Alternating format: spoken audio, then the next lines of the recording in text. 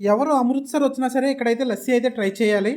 ఎందుకంటే గియాంది లస్సీ అనేది చాలా ఫేమస్. ఇక్కడ 2 కొట్లు వరుస వరుసగా ఉంటాయి. 2 బాగానే ఉంటాయి. 2 ఒకటే పాలకోవాలు గానీ, లేదంటే లస్సీ గానీ, ఫస్ట్ ఈ కోవాని ఏం చేస్తారంటే బాగా చిలికించేసి, తర్వాత దాంట్లో పెరుగేసి, గెడ్డ పెరుగేసి, దాన్ని మళ్ళీ చిలికించి మనకి లస్సీలో ఏసి, పైన మీగడేసి ఇస్తారు. ఇంకోటి ఇది బాగా కోవా ప్లస్ పెరుగుని మజ్జిగ చేసి 2 మిక్స్ చేసి అలా గ్లాసుల్లో వేసి ఇస్తారు. కంపల్సరీ అయితే ట్రై చేయాలి మనం అంతా. ఎందుకంటే చాలా బాగుంది. టేస్ట్ అయితే బాగుంది. వెరైటీగా అయితే ఉంది. ఏంటి ఈడ అన్నీ బాగున్నాయి అని చెప్తున్నాడు అనుకోకండి. నిజంగానే బాగుంది కాబట్టి బాగుందని చెప్తున్నా. బాగోకపోతే నిజంగానే యావరేజ్గా ఉందని అయితే చెప్తాను. సో ఇలాగా చక్కగా చిలికేసి మొత్తం బాగా ఏంటి పెరుగుని కోవాని ఇలా బాగా చిలికేసి దాని మీద మళ్ళీ మనకి మీగడ కోవా అన్నీ వేస్తారన్నమాట. 100 రూపీస్ గ్లాస్ అయితే 100 రూపీస్ తక్కువ కాదు.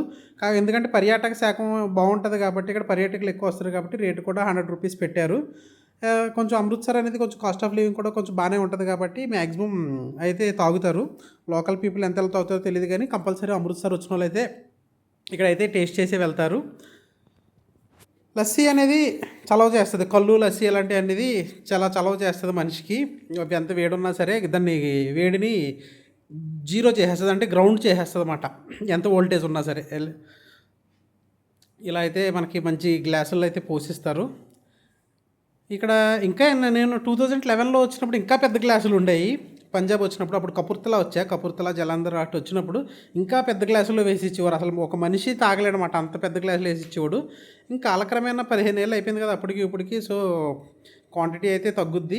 అది మన ఏపీ తెలంగాణలో అవ్వచ్చు, తమిళనాడులో ఎక్కడన్నా అవ్వచ్చు, క్వాంటిటీ అయితే తగ్గుతుంది. కానీ టేస్ట్ అయితే బాగుంది. రెండు షాపులు ఉన్నాయి పక్కన.